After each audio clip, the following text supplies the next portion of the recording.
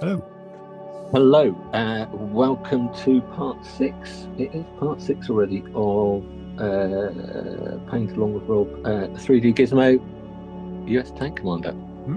And I will say that I wouldn't say cheated, but I was not 100% confident in things I was doing. So I wanted to test and just check how I could make it look with the shadows and highlights. And I talked about trying to add creases in. I found that quite difficult because of the sculpt. But I just want to, before I show everything on the highlights and also adding seam lines and things, I want to practice on it first. So it's basically going to be trying to paint this side, and I've done most of this side. So you can see, just looking there, hopefully it's a little bit more defined. There's more shadow added on the underside. You can see and seams and whatnot.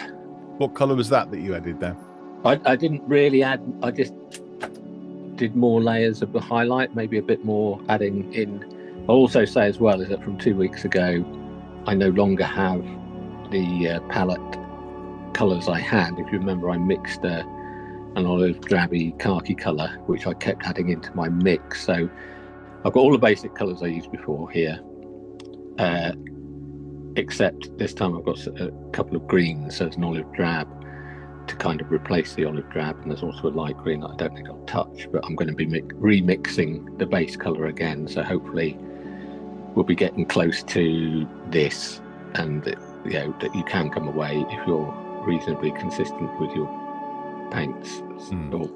So I've got the canvas tone, I've got the field drab, which are very similar anyway, and the Japanese uniform yellow, and they were the main base colour. And I was adding just a little bit of the old khaki mixed colour, which had an olive drab greenness to it, and so that is going to be my kind of approximate. That green hardly does anything to it effectively, so I'm just going to have a little look to see how that looks on this side. I mean, because we'd already done a few highlights and things when I was kind of doing those sketching, and you can see how it's a little bit smoother here. Still not perfect, but I was also experimenting on seams and things. I found a reference picture of where seams are, and those little lines and separating out seams can be quite effective in defining the jacket. And those found any stitching references, or is there any stitching on there? Yeah, there is actually. It's got, our sculpt has got the hints of, there is, you can just see there at that angle, there is a divot on the back going all the way down. That's a kind of, I don't know what you call it. It's part of a construction of a jacket, and we can accentuate that. And looking at it, there is a slight double stitching there that gives a kind of a puckered effect on the stitch. Some people, certainly the what's his name, Taesong Harms, who does Alpine, will do that effect in the sculpt on 1/35th scale. So it's the sort of thing you might actually find on a model that you're painting anyway. But it's one of those things that we will be trying to produce, because it's not as pronounced on this as you might find on some models. So I'm just going to, relatively thinly, and keep my fingers crossed that I have got something similar paint-wise. So the paint is quite thin. I'm putting it in areas just to get a gauge of the colour I'm using. And we all know that they don't always dry the same colour as they first appear on the model. So is there a rule of thumb for drying? Is it they always dry darker, or they always dry lighter? They dry a little bit darker, and because they do end up going pretty matte in colour, you would expect them to be a bit more vibrant when they've got that wetness, partly because of the reflectivity of the wetness, because it's got that it's catch all the pigments in that liquid. I kind of catch, and now that's drying off a little bit. You can see the kind of a line down there, which is the edge of my paint. So that's me breaking a few, not breaking a few, but the comments I make about painting in a particular direction. So if I were to paint upwards, that kind of way with a thinner paint, that line will be less pronounced. But in many ways, this is just almost going through. I've got some highlights still on the shoulder from when we were mucking around last week with the sketch. And you'll see this on mine. I found this a lesson learned. I had mentioned that because of the way I've been holding the figure to paint the head in order to support it, and I know some of you guys have got the eggs and different ways of supporting the figure, and I've got my still on the same bit of blue tack. I'd made the surface a bit greasy from my fingers, and you can see that little black bit there. That's basically an untrimmed thumbnail catching the paint I'd put on and just lifting up easily off the black primer. So it's one of those things where you just want, you just basically have to whack more paint on it till. It wouldn't be worth. I don't know. Well, I guess no point cleaning it now because you painted over the top of the grease, so to speak. Yeah. It's. Yeah, it's not something I'd only amend that by adding paint over it. Even here, there's still areas that are a little bit. I mean, you can still see probably there. That's still a bit of the black on from the primer still shining through my earlier painting. So this is mainly just covering again some of the areas. So whereabouts are you looking for the highlight? You're literally looking for where it is lighter, or the light source? Yeah, I'm still always thinking about that. I mean, this is kind of reinforcing some of the base coat again in areas that I don't like. So this is still my base colour. Yeah. And just maybe doing another layer in places. But yes, it would be. If I look at that now and you're looking at the screen, I'm still looking at everywhere coming down in a vertical line. So that front of the chest, you can see that the highlight I have put on doesn't go all the way round to the back because the back starts going not into shadow but into kind of mid-tone. So the highlight's on his shoulder and will be on any creases that exist across the front. You can see when I turn that way, you can see it is more like that and doesn't really come down, and then we get quite deep shadow in the underarm because we're going to accentuate it for our purposes here, so you can see how dark that is. And it means that I've separated out that underarm hitting right into a jacket, so and that adds a nice, it creates a that has got a natural shadow from the light coming down from above, but in reality that's helped by the fact I've painted it dark and adds that nice contrast. I think some people struggle looking to find where the highlights would be. Yes. So I mean, and if they haven't done the zenith from the top, perhaps looking from the top gives you a couple of clues. Yeah, I mean, ways of doing it are you could, while it's still black and white or grey or whatever colour, is take a photograph of it under a direct light source above, and so you can see the shadows. And that's one way of doing it. And then looking at that photograph to see where you want to put the shadows. I'm always thinking, I guess, in a way of physics in many ways, just the light source coming down. And whenever I turn it, I'm still aware of where that light source is and isn't, kind of thing. So, and I probably painted for 20 years before anyone mentioned zenithal lighting in terms of spraying another colour on top. Took a long while before anyone cottoned on that you could do that. Actually,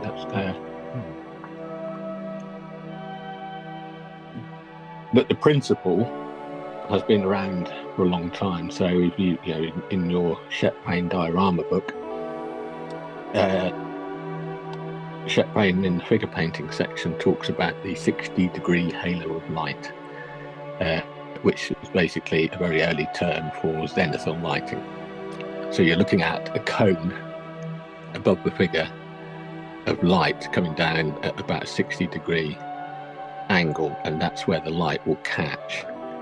And that principle is zenithal lighting, which would be where you spray the light colour from, if that's what you were going to do. So the principle has been around. The way you can approach it has evolved, and now people spray it from different directions to do directional lighting and whatnot.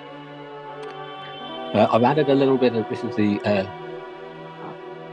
Light Earth, I think it was called, which was the highlight colour I was using, or the highlight edition.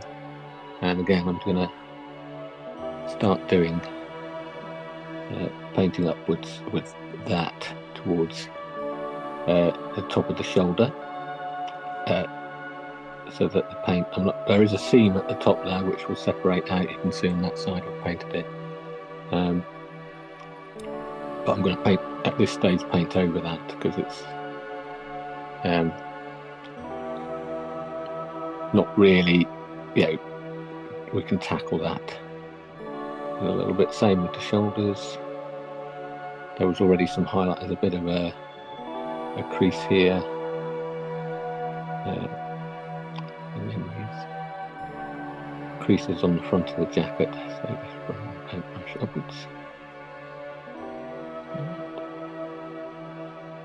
So you're still happy with the colour? It seems to be drying all right. Yeah. I was wondering if I could go lighter. That's always going to be a matter of taste, I think, and practice to know how much you need to go. And how your reference might make the colour want to look a bit lighter. Sometimes it's a bit greener. I think a useful rule of thumb is you can often push highlights more on a smaller scale, so a Games Workshop figure or a 35th scale figure compared to a 16th. These highlights need to be a little bit more subtle or highlights and shadows need to be a bit more subtle than the equivalent highlights and shadow on a smaller scale figure, because you almost need to accentuate those shadows and highlights more compared to a large one. It's that if you went too mad, too extreme, it might look a bit odd. So, or more odd than you'd realise. It's a weird one, but it's so if you want to really muck around and try doing crazy highlighting or whatever, it's why little Games Workshop figures can be fun, because they are the perfect canvas, as it were, to do that. What I might do as well, I mean, I've done the other side, but I'm just going to do a little bit of repeat areas, because it's, even though the colour was slightly off, at least I know they will be done the same now. Hello. Bad duties is perfectly fine. Hello, AD. Hello, everyone who's joined. So at the moment I'm just concentrating on adding a bit of highlights, even on the arm here. Still highlights on this upper bit, and also on, if we're looking at the zenithal coming down, it's a zenith at 90 degrees coming down to the flat plane, or in the 60-degree halo of light. So I've got light hitting there and there, but less so in those lower portions. And I'm just kind of building up, and this is, the paint is, let's just, got to carry on with this, haven't we? So it's still, you can see the black is coming through underneath. So it's thin, but it's not super thin. Not like that was quite thick, that's probably base coat. So It will go on. It will. It is very thin, isn't it? You can see. You'll see it on the model, and you can see already that is getting brighter and livelier, as it were, in those areas I've done so far. Are you highlighting any of the areas that are under his arms? No, nothing on the underside at all. That will eventually, I'll be starting to add some of my shadow colours in there in a little bit. And do you subscribe to the theory that the top of a figure should be essentially brighter than the bottom of the figure? Have you heard that before? I would probably not be doing that unless I was thinking it's in a really bright time of the day. I wouldn't be painting it gradationally darker. If his trousers, if he was wearing the same uniform, the only bit that might be a bit darker is the inside of the legs, because it be in the shadow. In the same way as under arm is. So I wouldn't make it. You could, if you wanted it to be more catchy and you wanted somebody to be looking at the face more than anything else. Yeah, maybe that's where I heard of it then. I've seen people talk about the idea of not putting so much effort in the places you don't want people to look. That's bold. Well, that's a very, I think it's 2K. I believe that's how you pronounce his name. Where I think he sculpted a figure that was at World Expo in 2022, and some of the figure wasn't even sculpted properly because it wasn't relevant to what he wanted you to look at. Wow! So that's bold statement. Yeah, definitely. I mean, part of the joy can be paint. Obviously, if you're a completer finisher, anyone who's done any of those kind of courses. Maybe he had sculpted it so well to make it look like it wasn't sculpted. Well, yeah, I mean, he actually had done that, so he didn't put quite so much effort in it, but it was actually added to it as well in the process. There are some lovely little creases, I say lovely, where the cross belt for his shoulder holster come in. You can see there's the bulge sticking out, so there's a highlight there we can do, which will contrast quite nicely to the strap, so it's that's sticking out, so there's a little bit more highlight hitting that, which would be about the same as what we've got up here. And what would you do if you've made a mistake, if you put it in the wrong place? How would you I would just use the go back to the base color and paint over it with that, because having some of the base color handy on your palette is always a good idea. In fact, what I'm going to do now is take a little bit of that base color and that area just in here. I'm just going to put some paint down from where I've done those highlights.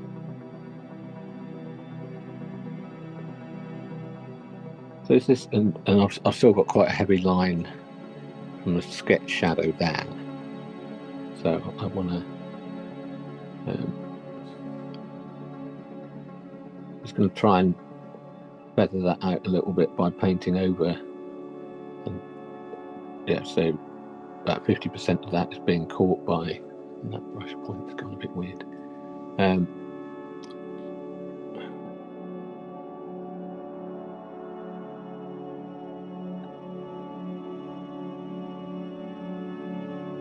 So it should be translucent enough.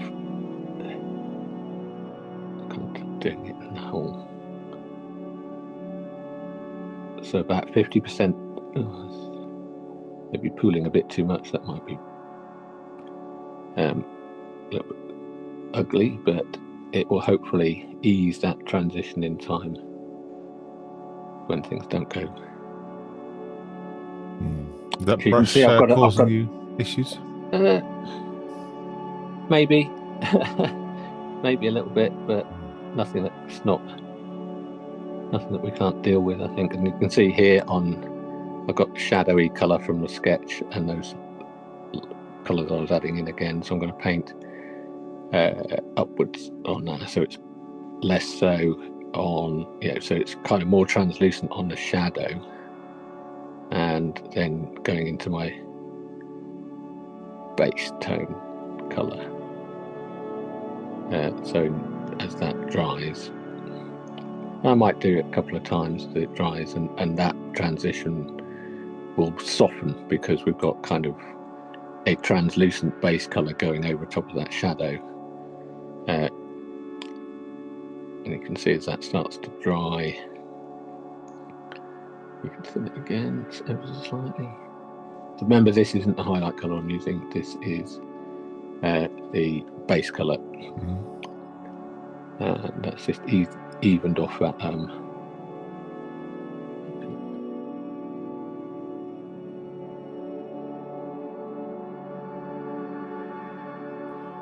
Brush is giving you some interesting texture patterns. Yeah, it's probably not a bad thing, in all honesty. It's not a disaster as such. It could be nicer and more predictable, but it is what it is. And in many ways, it's a useful thing for folk to see that even not a perfect brush can be effective. And now I'm going to add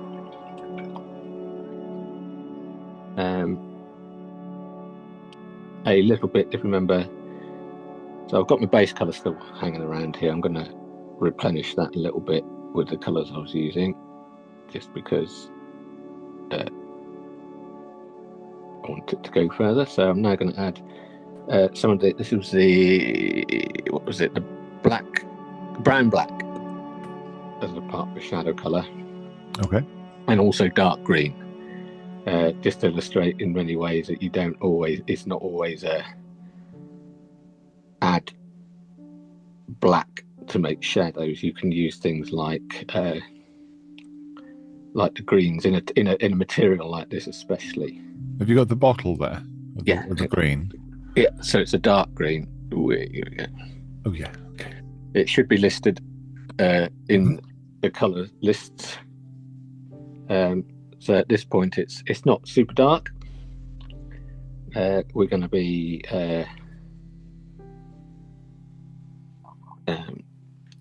so what side is it? It's this side, isn't it? So I'm just going to say, so it can go a lot darker. So this is even. Where are we? So I'm going to paint. This is a dark, so I want it to paint down where sort of a bulk of the paint, which will be darker, will be left at the bottom. And bear in mind that most of those splayed out hairs aren't touching the model, if you know what I mean. It's the bit that's doing the work is the bit that's still okay at this point in time in many ways. So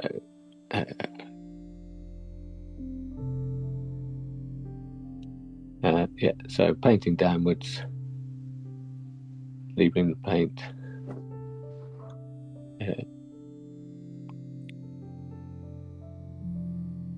in the darker areas. So going over that area, I was going back with the base colour, and I'm going to add a little bit more black brown down here. I'm just going to move out to the screen again. A little bit green. So this is a bit quite noticeably dark. I'm going to do a very quick bit of almost lining, I guess you'd call it. So what I'm going to do now is try and replicate some of that effect in the shadow that I did on that side. So it's not quite as dark as that yet, but I'm going to paint downwards to that gap, or where I want that harder line. Is there something that you would highlight? Line later or not? No, well, no, I don't really want a black line separating that because it's going into a shadow. It works better. Oh, that's weird. I can't quite gauge. This is what you get when you're trying to paint on a screen. Yeah, it works better on this, I think, by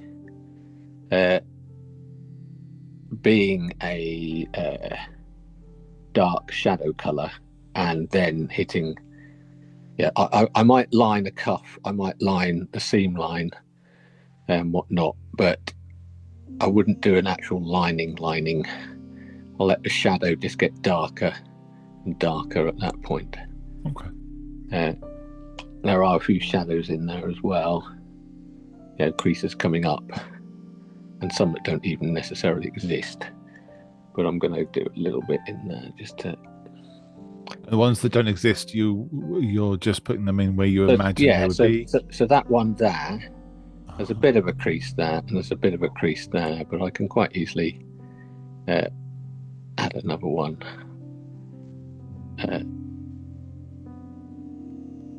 You can just use references, I suppose, can't you, from other jackets? Yeah, as an element of experience, because I've done, I guess, because I've sculpted things like that myself and would know where I'd want to put a crease if I was sculpting it. You see here as well. I mean, it's on the other arm. I've got shadows in there. There's a really tight one. I think I've said when discussing the model at the very beginning that this model lacks creases in this forearm area, which would be quite a lot of creases. Even I've got a t-shirt on and my skin is doing more creases than this jacket. So you can see even on that side. I wonder if I can. So with using the paint, then you can unsymmetrize. That's a word. Hopefully, yeah. So I'm going to now just try and go into this nook of it, because the nook of the interior of the arm, and just do some a bit of a crease in there, or some shadow in there. Hello, what's there? Actually, that needs to. You can see where I've done that shadow there. Needs to blend a bit harsh. Still.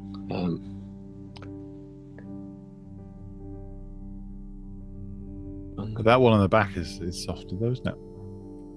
Yeah, under the strap. Yeah. I mean, it is one of those things where if you're doing it, you would probably you could spend a long time just going backwards and forwards over these things. Yeah. And that's what I mean when you see the work of a gold medal modelers, they will have spent hours doing some of these things for display purposes. It's quite therapeutic, though, isn't it? Finding all the creases and painting all the colours in, and very much so. Going back and changing it again, and because I'm just here looking at, and actually that kind of not for me, the fact that it's going from that dark to the jacket side underneath is quite a pleasing contrasting colour without feeling I need to go pure black. You know what I mean? It's kind of, there is no black in this. I've got the brown black, but that's as dark as we go kind of thing.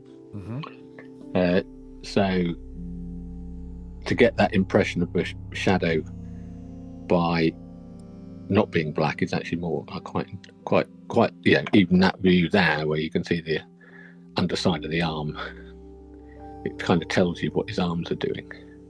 And then you come around here and the same again. Obviously, so if you if you look down on it, you should see mostly light colours, and if you look up on it, which I never recommend you do because it's always scary, because if you look upwards, if you turn a figure upside down and look at it, it's always awful. But you're looking at it like that, which is where it will make more sense to you. So what we can also do at this stage, obviously you can go backwards and forwards and refine all that. Add infinitum until you're happy, kind of thing. Take some of the mid-tone colour. I probably will do that again in a minute and try and neaten off that. It's going to be a bit more. I've added a little bit of a super dark shadow bit at the bottom there, which is not black but dark. And although I'm not lining it, this is where you can get away with doing maybe 50% of that darker zone, just to get that contrast between the light and the dark of where the arm is disappearing into the jacket. Just that little bit stronger. I'm going to do some just in that crease and that crease, just because they are cutting in a little bit more. Another thing, I'll probably do this later on, but something that can be quite, I can find painting and going over things like the creases and things like this quite repetitive and can be a bit draining, if I'm honest. So sometimes it's nice to have another, I might just go, I'm going to break this up by just painting the cuffs and the collar with a colour, just to see what that looks like. But I'm not going to do that now. It's just something at any point in time, in order to break the monotony of doing the biggest area with some of the toughest creases to do, I might then go, I'm just going to, with my brown black, just paint and delineate the straps on here a little bit more to see how my how I've painted the creases and things in around it, and see how they look. So you can do that as a distraction if it does get overwhelming, because it is it's therapeutic, but it's also can be frustrating and tricky.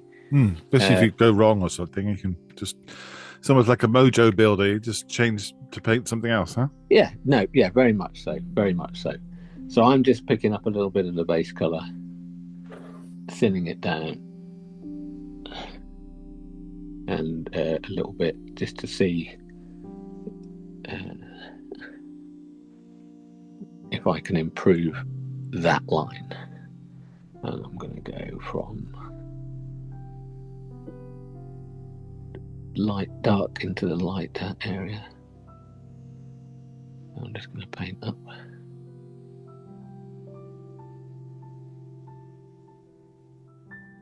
And for those who haven't seen that technique before, Rob's painting upwards to leave a pool of thicker, not thicker, is it? More pigment. Yes. As you lift your brush up.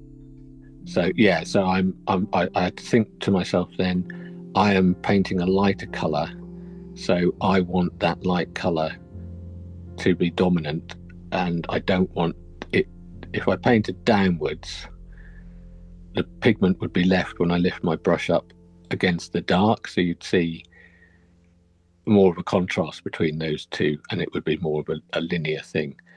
As it stands, I mean, I can even see that now, that's starting to look a little bit better as it's drying, because the pigment was all, where my brush touches the model on the darker paint, it's leaving that thin bit of colour showing underneath, the darker colour showing underneath, but at the end it's a bit brighter where I lift the pigment. So that's how you get that blending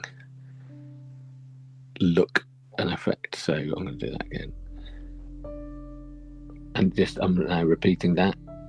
I think you've done that on shown us before on that black paper, where you've drawn a line and then lifted it up, leaving the blob, I don't know, there must be a technical term for it, the blob of paint at the end, and then you can see when it dries the difference in the two tones that you can get by just the way that you move your brush around. Yes, and that is the key. I mean, I was doing it on the face as well. They are the key principles once you've done the sketch, for you guys who have done a sketch like I did with just whacking. Oh, hello. I've got a bit of paint in the wrong place now on his upper arm. There you go. Fix that. It's a disaster. As that's drying now, you can see how that is starting to soften that transition. But then you can see that transition is now a little bit lower. So I could then thin that paint a little bit more. And the thing is, as well, is always wait till that has dried before you start trying to do it again.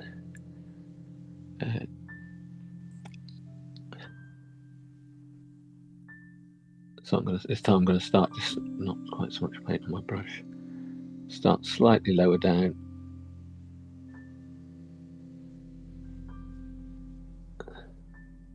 Couple of minutes, Rob, for a break. Yeah, sure. And then we'll go into doing some seams. Because although, I'm not going to go and spend hours doing the whole of this shadow, as it's kind of getting you the principle of what I've done. Unless somebody really wants, maybe I've got to do this. We're going to do this again in a week's time. Hopefully we'll be moving on to something different, another element of it. So rather than, I could spend another hour quite easily going over and tweaking bits and pieces on the jacket, which is, like I say, it's, if you compare that to a 35th scale figure, that's about twice as much paint as you'd put on a 35th scale figure on this guy. So it is a different style of painting, as it were. So I'm just going to quickly, with my base colour, just go and neaten up that, see how that looks when it dries, and what else I need to do. So you can see there also that I can make mistakes. Not everything works out perfectly first time, kind of thing. And as always, bits you can. It was fixable. Everything is fixable. It's just paint. It's just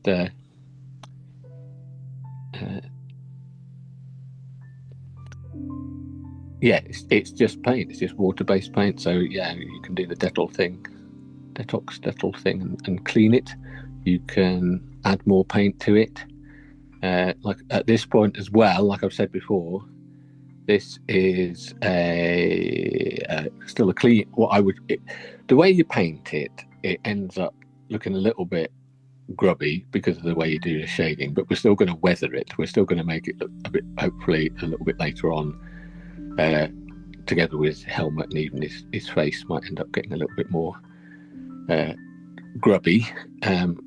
That's something we'll do later on. So this is an attempt to make it look clean, as it were, but it's still a little bit rough around the edges because of the nature of the painting with the brush. But let's leave that here now and come back and a little bit more highlights, or let's see how far we can go with the highlights, and then doing the seams and ways to do seams that can add to it. Because if you look at that, that's just a mass of ochre colours, yellow ochres. That's got a bit more to it because I've picked out a couple of seams, and even separating his arm, it makes it look a little bit better, I think. So we're going to try and do that. All right, I'll show you some ways after the break then. Yeah. Okay. No. Hello, welcome back. Right, this time we're going to do just a basic, what do we call it, introduction, or sort of like an approach to doing seam work. It helps to define the seams, and rather than jacket looking like a homogeneous thing, it is an item of clothing that has been stitched together. Some of those elements are included in the sculpt. Some you can add yourself, and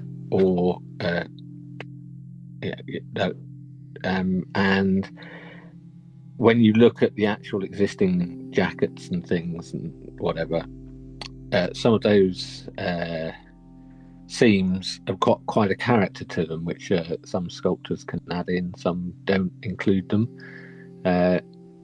What you can actually see is that this guy is a bit of a mix. So let me just going to go and see if I can zoom in a little bit.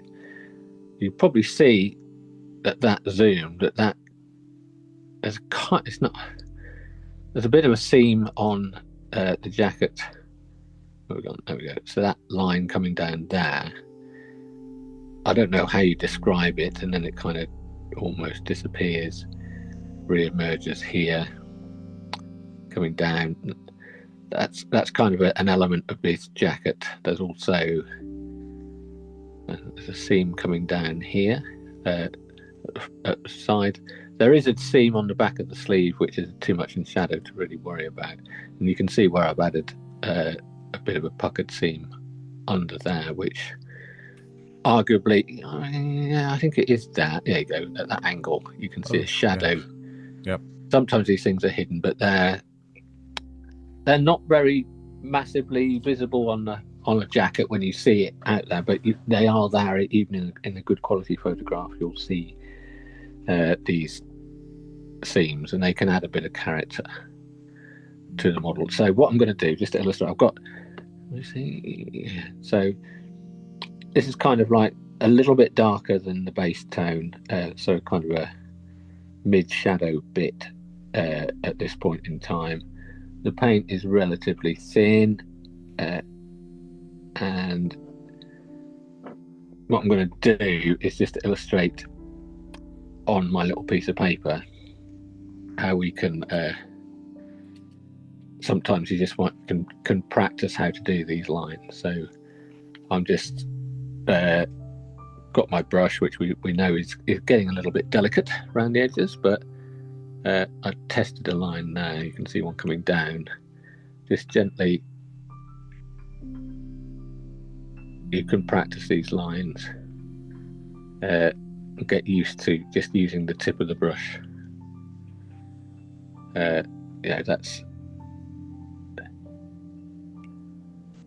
That's what we're going to try and do that on those lines. So yeah, you can get, these brushes are pretty good.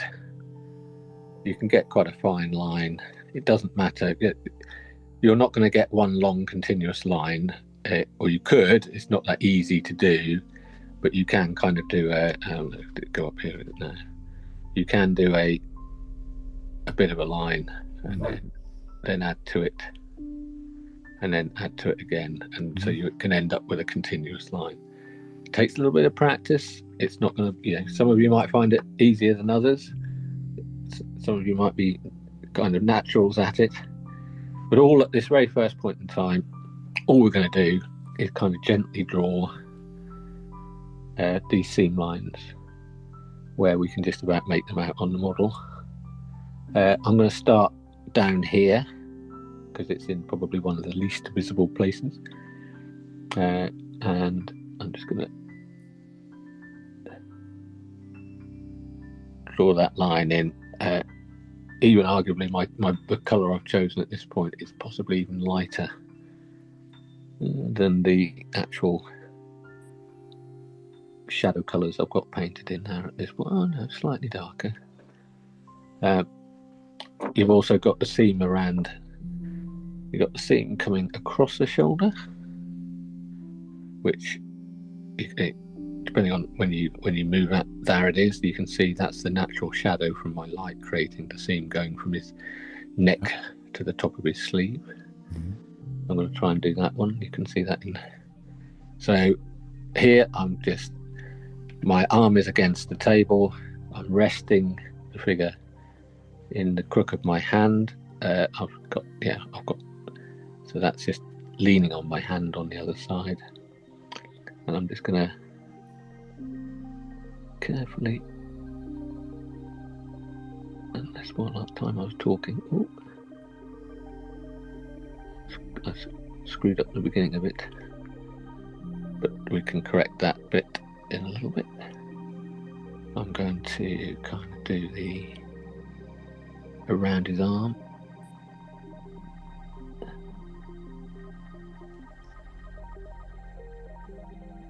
Now,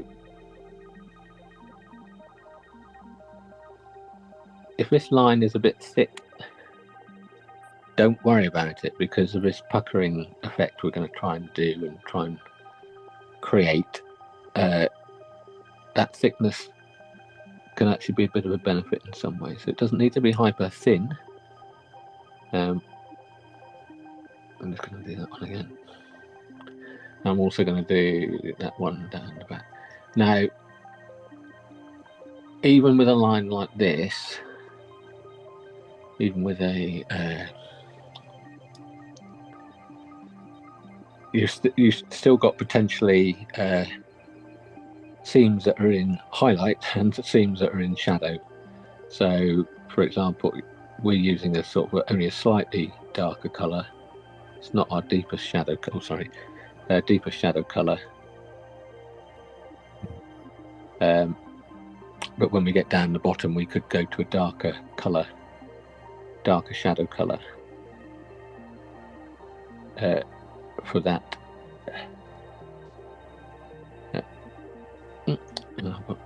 I've just managed to scratch off a bit of paint there from his back from while holding it.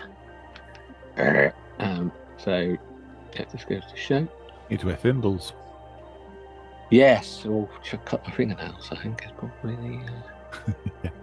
Soften them. You must have some sanders there. I've actually got a note from last time saying cut fingernails can lift paint on big areas. And what did I forget to do before tonight? I've got to cut my fingernails. You should watch the Paint the Log with Rob series. Tips on there. Is it on YouTube? It is.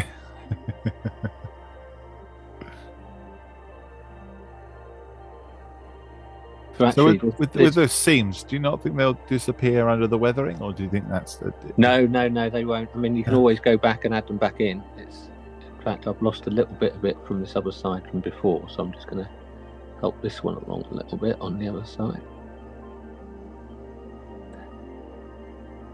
And I see that you're not doing it perfectly. You're making it kind of wiggly. That's more shaky hands. Or is that you? Okay. That is definitely. Oh yeah. I would like it to be as straight as I can, but I understand if it's not the end of the world.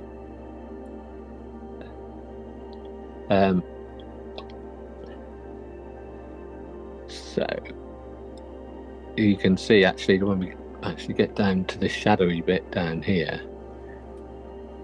that colour is that colour. So you can see how dark my shadow is for that colour to look lighter. Oh yeah. Than it is up here, but it's the same paint colour. So that kind of works for us as well, because it just kind of helps the seam jump out a little bit more, even though it's in a different kind of area. And yeah, haven't even tackled the front bit, and that'll probably be next week. We'll probably do this.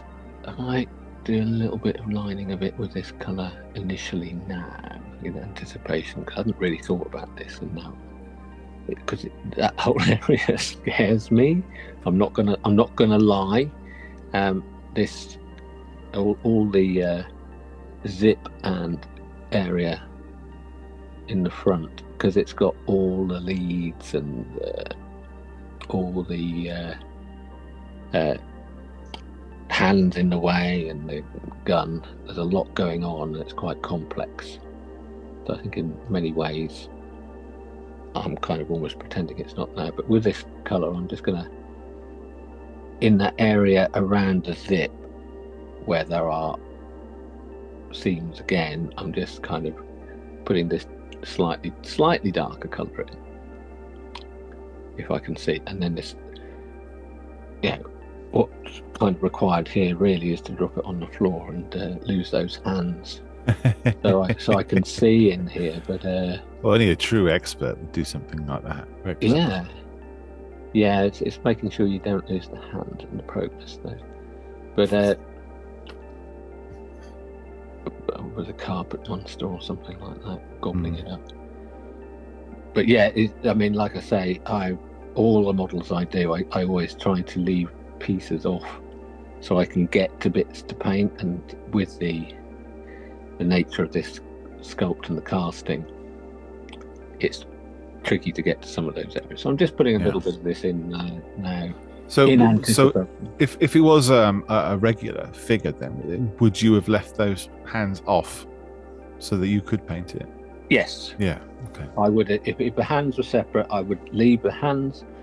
I would have blue tacked the hands on during the priming process, and I would probably concentrate my efforts on getting it done as much as I could at the front, so I can get the hands on to make it as complete as possible, as quickly as possible. That kind of approach. I although I'm I will do it in parts. The sooner I can get it assembled, the better, basically. Yeah. So I will tackle the bits I can't reach first. Just so I'm just going to go and plonk a little bit of paint over here.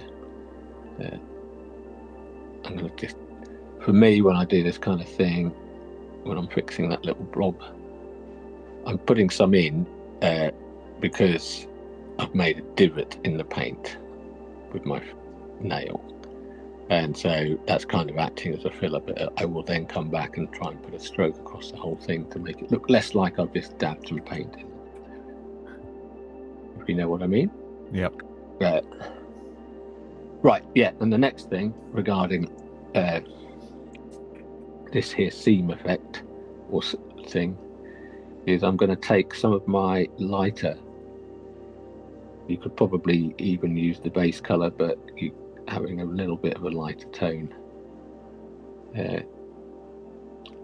and what we're going to try and do, this is why it being thick, is we're just going to go and almost dot along that line, which is hard to see on here. Can't really see it, hopefully see it on here, to create that puckered okay look. So this is a kind of a still fractionally experimental in some ways, and it needs to be, you need to be careful because you don't want to flood. You're doing little dots of quite thin paint because you don't want it to look really super jumping out at you. You want it to be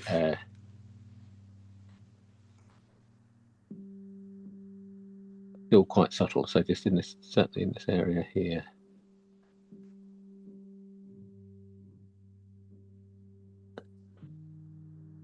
So would you still class this as blocking out? No, I am in some way. I'm probably, for these seams here,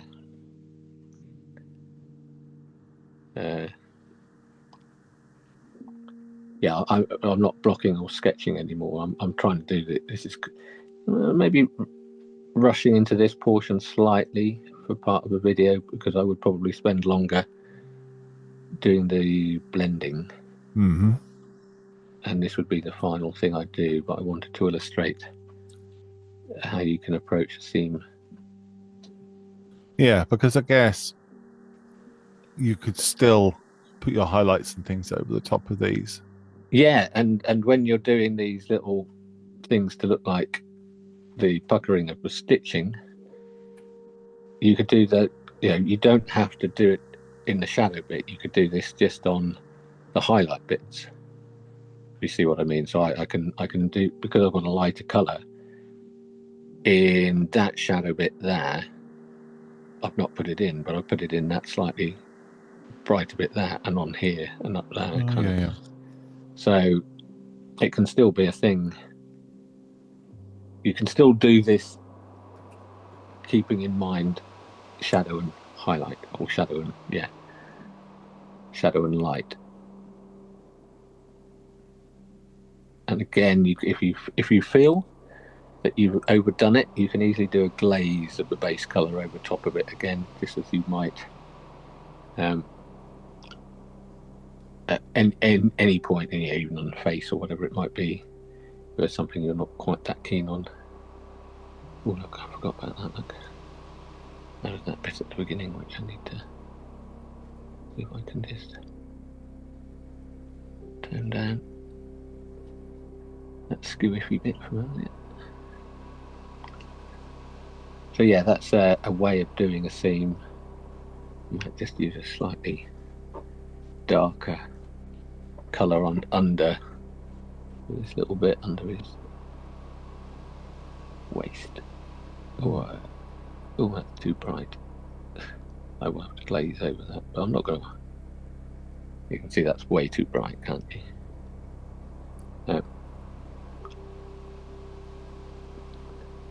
Which kind of shows in many ways the level of the how dark and light we are using. Yeah, the light stuff is actually really quite light, and when you stick it on top of a shadow colour, it's quite noticeably light, which kind of shows how you get that contrast effect between light and dark on under the arm. So I'm going to add a bit of, I'm going to glaze over that with a bit of a base mixed in. So this will hopefully, the seam will still be there, but it won't be quite be so in your face.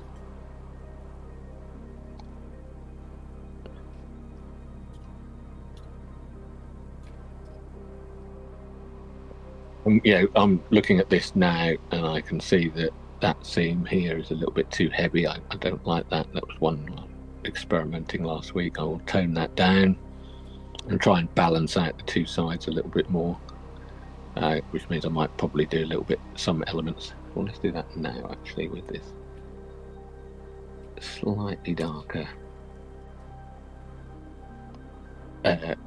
shadow colour that I'm going to paint a bit of the seam in the shadow down here.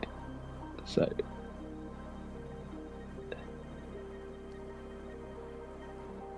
now I'm using even in the shadow, I'm painting darker seam in the jacket element that's in the shadow.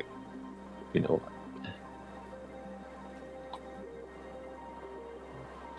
So the seam isn't necessarily a consistently a single consistent colour, darkness and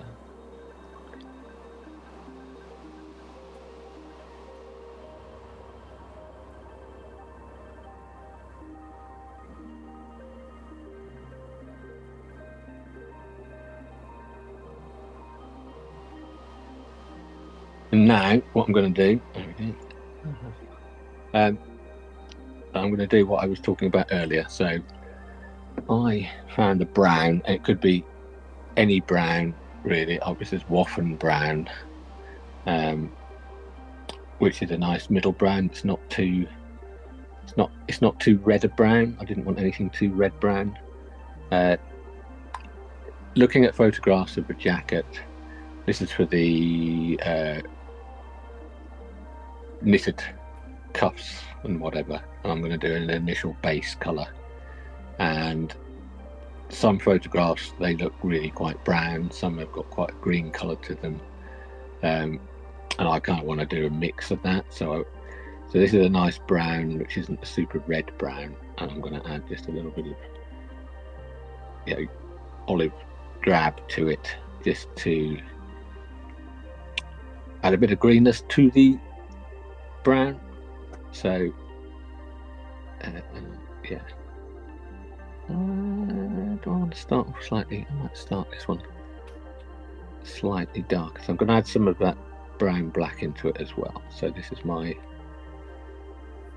look at your reference photos, get a feel for what you might want. There is no right and wrong. It can be anywhere from a brown to a green. This is just going to be a base coat, and I'm erring on the darker side at this point in time because you can see that it's knitted and kind of quilted or knitted, so it's got lots of little vertical lines on, which we will somehow try and make Well, is that not that much different, is it? It's a lot less different, but I'll see how that dries. It could possibly have been a bit browner, but it's amazing how it's not much different actually. But that's how it goes. I mean, on the palette, yeah, it's remarkably different. But once you put it on there,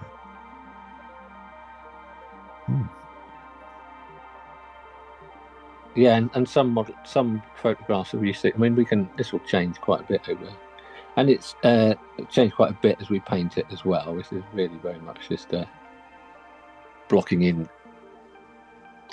I thought that would be darker than that, but that's cool.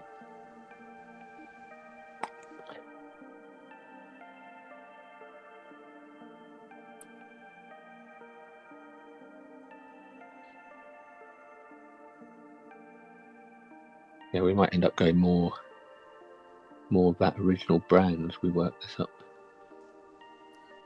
Oh, well, that actually, where you have the highlights, that does look more brown up in the highlighty bits, doesn't it? That's true, because it's next to the super light colour, yeah. Yeah. Whereas, and this is drying slightly darker around there now. Curious. It's a weird one, isn't it? This is why it can be quite valuable to put paint on and see how it dries up.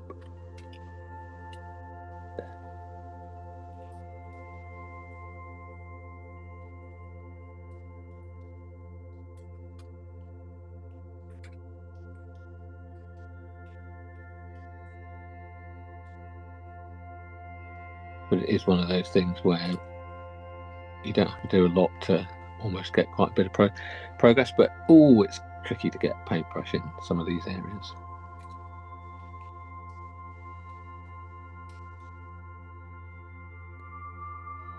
Yeah, what I'm doing here, I'm not planning on highlighting or shading this yet. I just want to get a colour in. I mean, this might be one to start using a few armour painting techniques, and we might end up using a kind of wash effects and the like. You can see that's actually a little bit more of a darker colour now. Yeah. It's almost grey. Yeah. But yeah, I mean, there's always an element of what you can see. I mean, I will take photographs as I do with my Posh camera, because I do feel that there is an element of in-camera processing happening as we're doing this. So you're seeing the colours aren't really super true to what I'm painting. Yes. They're slightly processed. So when I get my DSLR camera out and I shoot it in raw format, I can try and process it to be more closer to what I'm seeing in my hand. Now, one of the reasons I chose this kind of browny colour as opposed to what some of them which have got a green colour is I wanted it to be not close to the helmet colour, if you know what I mean. For my own aesthetic purposes, not because it's necessarily, because you've got a choice of colours you could go for based on photographic evidence.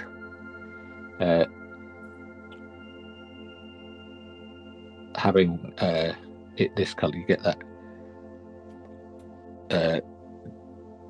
jacket colour, collar colour, helmet colour, adds enough difference for it to be interesting at a, I don't know, almost an artistic level, I guess.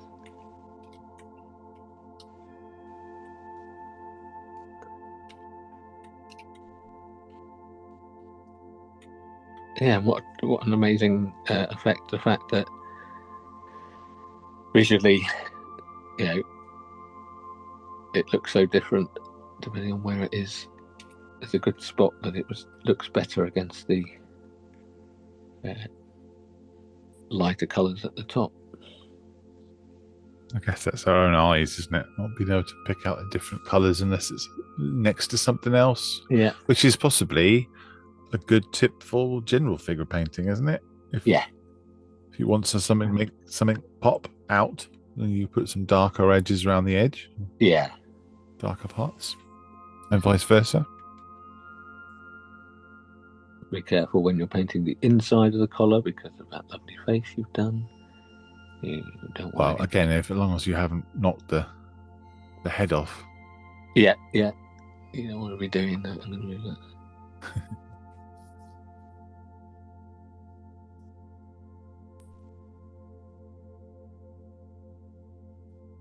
Are you going to use the, or how are you intending to use that ribbing that's already as part of the sculpt to your benefit? Are you going to dry brush it, or are you going to pick them out and highlight them? I think I'm more than likely going to use a light, a darker wash, but not not a super, wash, almost a pin wash, but not quite a pin wash. Okay. And then maybe pick out the upper edge. So we're going to end up with, I'm not going to try and paint every single little line. We're going to use a wash going downwards, I think, and then have a lighter version of this brown at the top to pick out. I'll probably do little bits to catch the top. I might even not dry brush. When I was saying about the way on the helmet we can catch the edge using the edge of the brush kind of thing, we might be able to pick out some of that texture with an almost dry brush technique. So the way I'm painting the paintbrush there, if I'm using slightly less paint on it, we might be able to pick up some of that texture. Right, it's almost like a dry brush technique then. Almost a dry brush, but without the scrubbing, as it were. Because dry brushing to me always still gives me the impression that we're going, but this would be just gently running the paint along the top kind of thing, or along that edge. Yeah, you're so it's still using the principle of the raised texture. Yes. What's that thing you do on trees? Oh. Not you personally, but I mean, you have put some paper down, then you have like a crayon, and you can rub. Yeah, you can rub the bark. Like brass rubbing, isn't it? So. Bark rubbing. Bark rubbing, brass rubbing in the church was always a thing that you could do, didn't we? Don't know. I don't know. Did I dream that? But yeah, so that's got a bit of the brown in. I think it's something that it might even go darker in places before going lighter. Now I've also got to remember that this lower edge, I think, is a belt. There's certainly going to be a green uniform. Yeah. Yeah, there's the buckle sitting under there as well. So okay. So I think it's just the bottom edge of a tanker uniform. It might be a green. I might just sort of. Okay, right. Yeah. Yeah.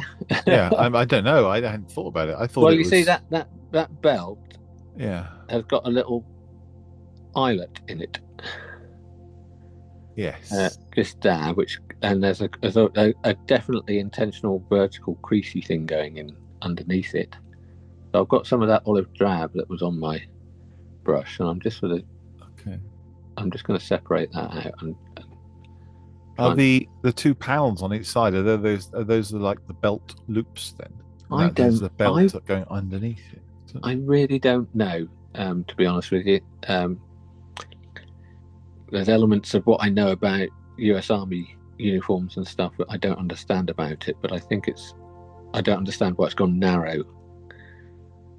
There, I don't think it's eyelets or anything or loops. Okay, but I don't know. Someone knows and is currently shouting at us. Yeah. So where are we? What I might do just as well, take some of that brown black that was sitting around. I might just.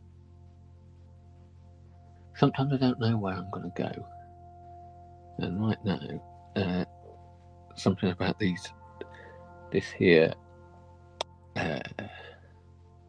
collar. I'm just going to paint the lower edge of it just to separate it out a bit more. So this is the brown black mixed with some of the canvas tone, which is just a dark colour basically.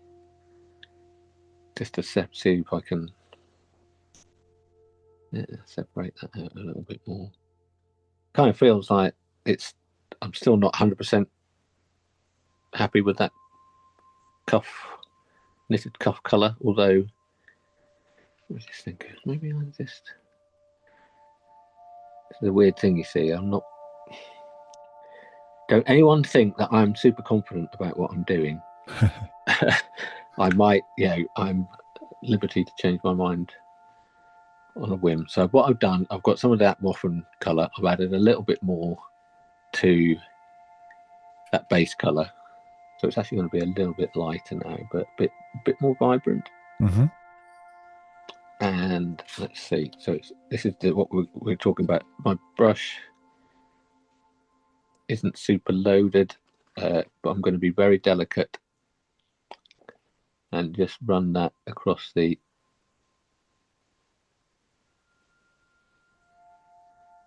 upper surface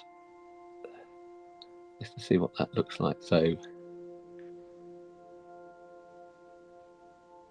let's see if it ends up looking a little bit browner, a little bit more reddy brown.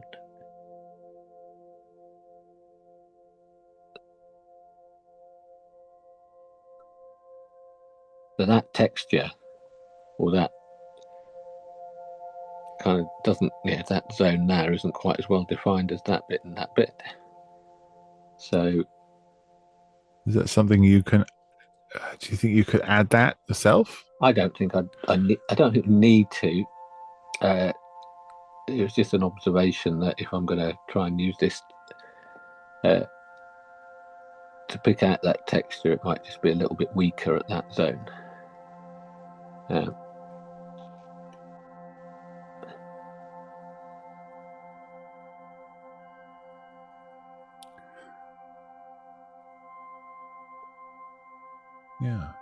That's just I'm not 100% sure. Same on the other side. It looks like there's more. It's a bit better on the other side. Yeah.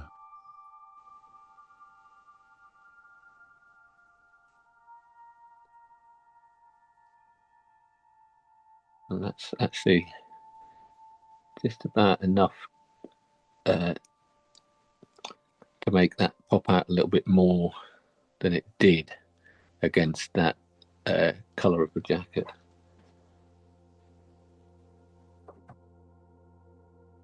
So it's not quite, it's too wet to be dry brushing, but it's still picking up on some of the texture.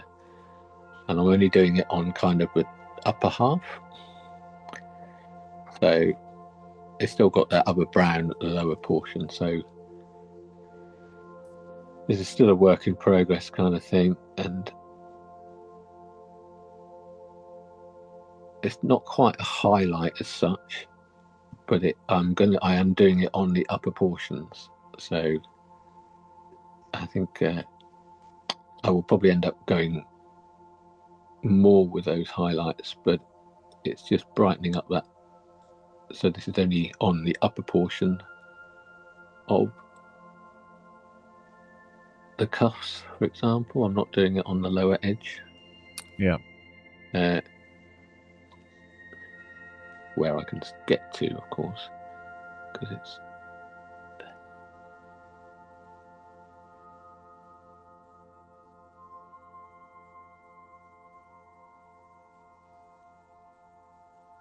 Oh, I wonder why it is on that, not on that side. Perhaps they were going to have something. Maybe he was going to be leaning against the hatch or something, and so there's no detail on that side. Just a miss, do we? Get back in focus. So, in many ways, this upper portion of the collar, which will still get properly highlit, it's just kind of, you could almost look at this, the way I'm looking at this now, this is still really much a base coat, and all I'm doing is adding a bit of variation to the base coat, as it were, which will still get a proper highlight and shade. It just means that this base colour that's going to show through will be a little bit more interesting in tone. Mm-hmm. Now, it's also worth noting as well that I put this slightly lighter colour at the top there and not at the bottom, on the upper portion of here, but not on the lower portion. So you can see there's kind of, it's there but not dominating. I haven't gone with a big thick layer of this paint. And for the at the top, because of the way the collar is opening, you can see that at the front that is actually in the shadow where it splays open. Yeah. So all I'm really doing is running it across that bit at the top, which will eventually get more highlights on it, but I'm not going to put any in that shadow thing. That'd probably be the brightest part, wouldn't it? Do you think? Yeah.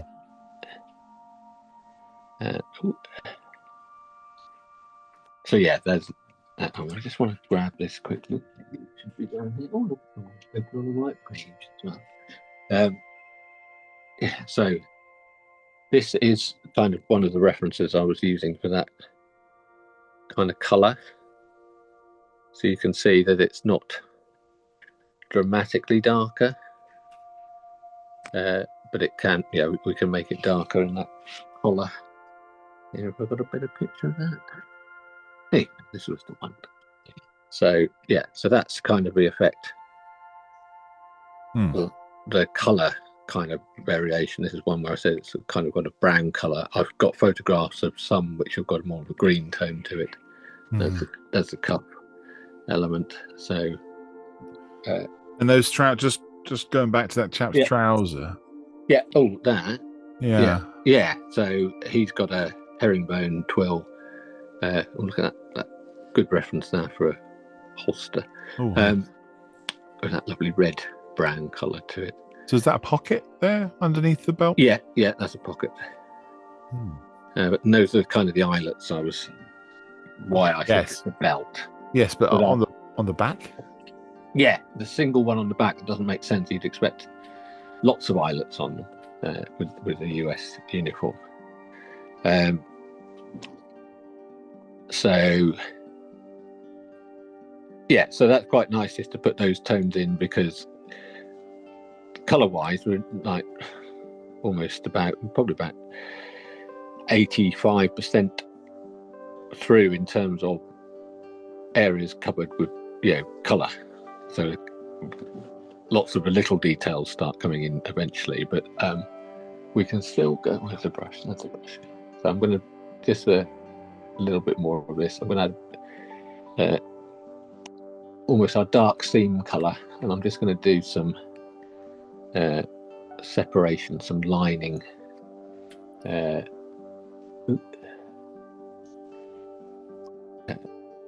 So I'll just do a little line to separate the edge of the knitted portion of the jacket. Okay. So we've about 5-10 minutes left. Yeah, so I'm kind of just doing some bits to help with the definition, as it were. So although this isn't, yes, it's lining, it's separation. It's not super dark. Some of the shadows still in there from the sketching. So I'm kind of just marking out. There's even areas where my thumb has taken off some of that paint I've just put on. That shows how. Ooh, clumsy I am at the moment. You can see that seam is actually doesn't look too bad there now. I'm just going to be separating out some of this bottom edge.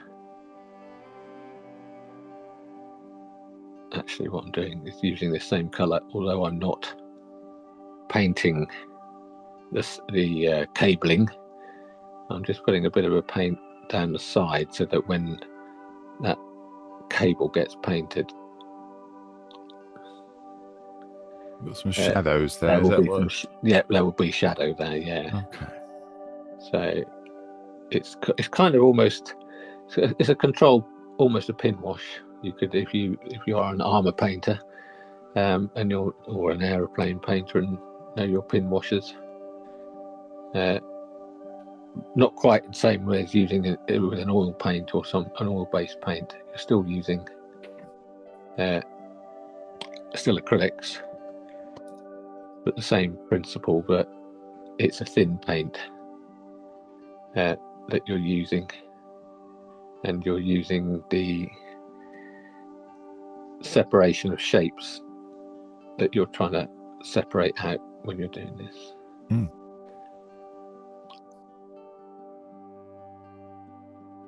So even things like doing the biggest separation will be the zip down the centre of his jacket. Now, I think I can see in some areas you could almost pick out the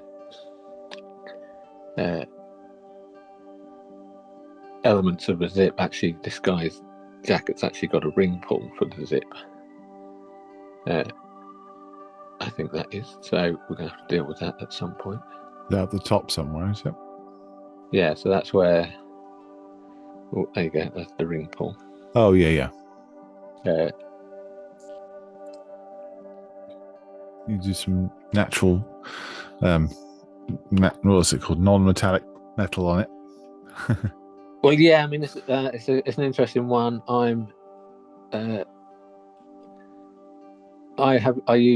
I do use metals, metallic paints on things, and I often find that I think we've done obviously I've used it on the Nycloth. I do